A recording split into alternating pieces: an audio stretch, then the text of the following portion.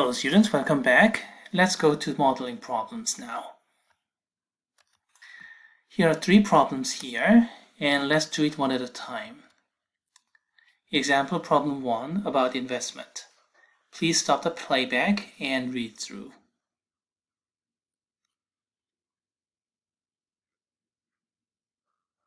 Okay, do you have any idea about the setup? Well, I'll give you some hint. If you have a linear model, then this is basically what we want. Ax plus by equals to some a x plus dy is equal to some b, like that. And then what is x and what is y? Basically, those are the variables that we want. Here in this problem, those are going to be the allocation of the money. How much is going to CD and how much is going to bond. Clearly, for this particular problem, x is going to be CD, y is going to be bond. Or you can do it the other way around, or you can choose the other characters. It's okay. But in any case, it's going to be this structure. But this structure is a bit too general.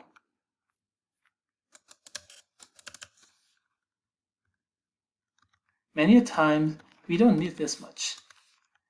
We need only this much.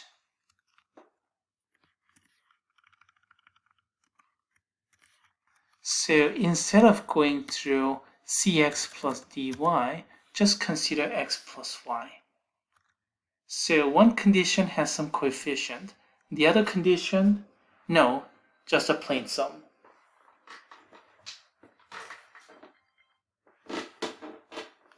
Many times that's going to be sufficient. And this is no exception. Here, this lady, Candy, has $70,000 to invest. That's the total. So the total money, x plus y, will be 70,000.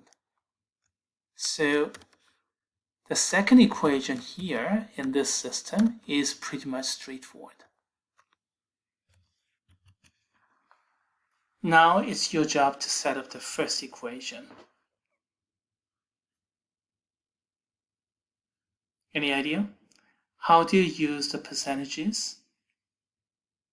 2% for CD, so that's associated to X. 7% for bond, so that's got to be Y. And the total return she wants to make is 2,800. 2,800 of money is coming from the interest rate from 0.02 times X, 0.07 times Y. 2%, 7%, and then 28,000. Does it make sense? Down below, this part is, in this case, pretty much straightforward. Now, sometimes a problem is harder, and you really have to consider cx plus dy here. But many a case, in our textbook level, the chance is just x plus y equals to something. And for the first equation, you really have to work out. Okay, how do we simplify this thing? We have some decimals, so my first reaction is to remove it. Multiply by 100, then I can move the decimal place twice. So this is 2 more zeros, and that's going to be 7, and that's going to be 2.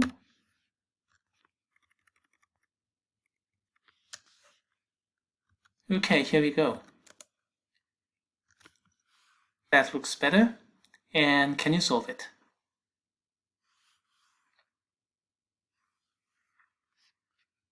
Okay, here's the solution.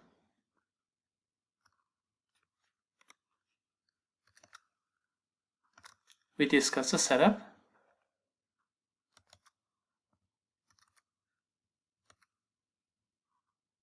Oh, here I use all those decimals. Excuse me. This is not really a good solution. I mean, it works, but not the best way. Okay, I'll keep this open and then I'll go ahead with my suggestion, better suggestion.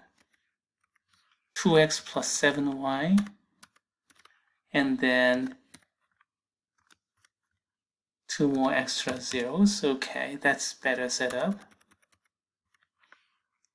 And then instead of doing it this way, let's do it over here. So y is equal to 70,000 minus x. The 2x plus 7y is equal to 280. But then again, this y is going to be 70,000 minus x. And then break up the parentheses. 2x plus 490 minus 7x is equal to 280. So what do we have? 2x minus 7x, negative 5x, is equal to 280 minus 490k. And that is going to be negative 210. Yeah, okay. So x is 210 over 5, 42,000.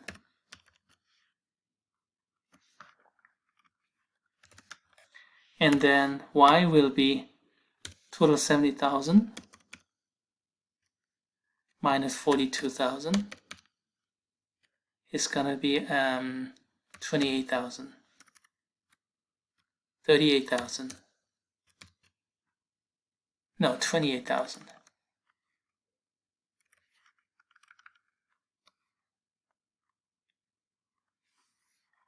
Okay, look at this solution. I use all those decimals here. It works, but I don't like to work with decimals very much, so usually I remove those decimals in step 1, just like removing the denominator, and then work with integers like this. In my opinion, it's a little bit better than what I did previously. In any case, the key point is the setup, and the setup follows, most of the time, the setup follows this scheme.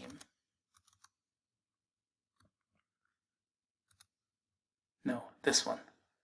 A little bit simpler form. Sometimes you may have to work with cx plus dy, but most of the time it's this one.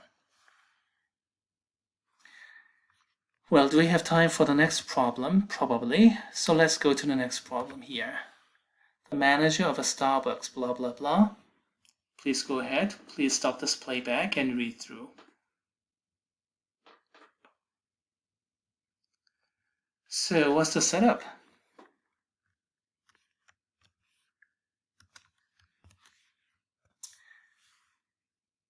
Probably it's this one. If it fails, then you'll have to go to a little bit more general setting here. But let's try this one first. So X is going to be Colombian. That's pretty clear. We want to find out how much of Colombian and how much Arabica coffee to mix up. Y is going to be Arabica. And then the total will be how much? Read the problem. Total is how much? They added to 100 pound. Do you see that?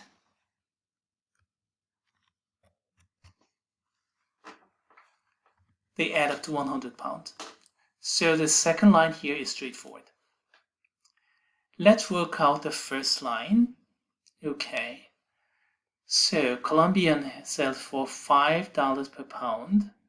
So the weight for Colombian must be associated to 5. So this got to be 5x, and that's pretty much straightforward.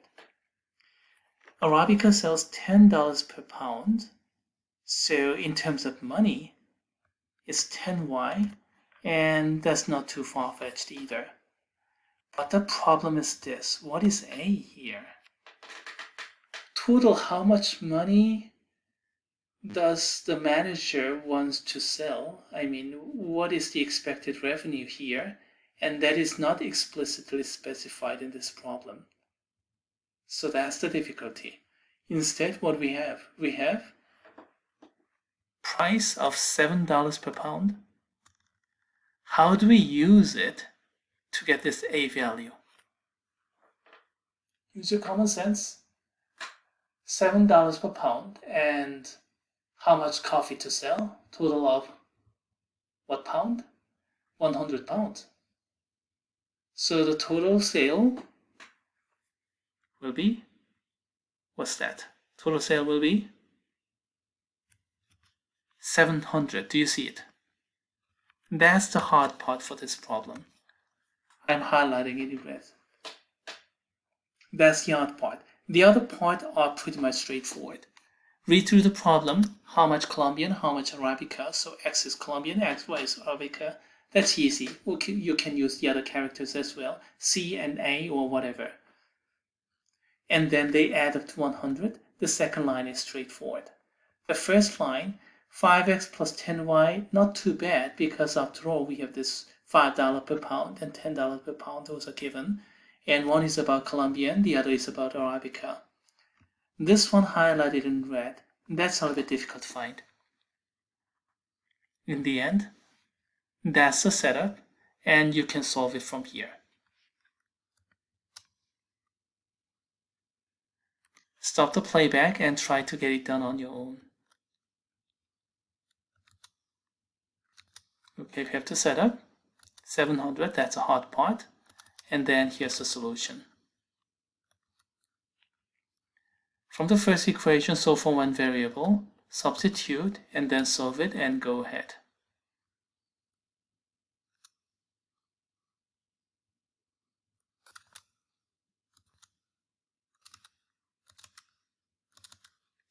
Okay, do I have enough time for the third problem here?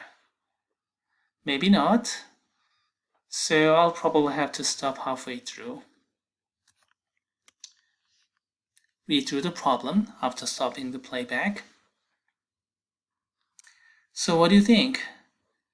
24 miles upstream and then downstream. And then total 6 hours. So how do you set up?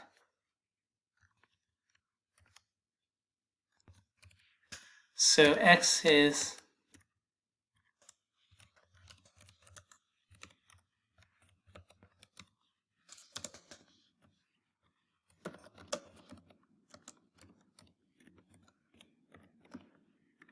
if you set up like this, travel time for upstream and downstream respectively, then you're going to get X plus Y is total 6 hours. That's pretty much standard, but from this point on, not standard at all. So how do you work it out? Speed of the boat. So that's going to be the velocity V. And then if you have constant velocity, V times X is going to be distance upstream, 24. But there's a bit of a problem. Upstream, you have to go against the stream of 3 miles per hour. So the speed of the boat, minus 3.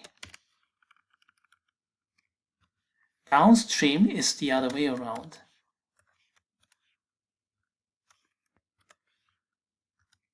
And there goes the system. Not simple at all. We have 3 unknowns and 3 equations, and it's non-linear system. It'll turn out to be quadratic, by the way.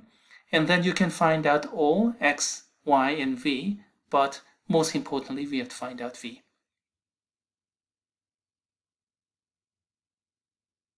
How do you get it done? Well, from here, you can get x is equal to 24 over v minus 3. And then from here, you can get y is 24 over v plus 3. And then if you plug everything here, then you're going to get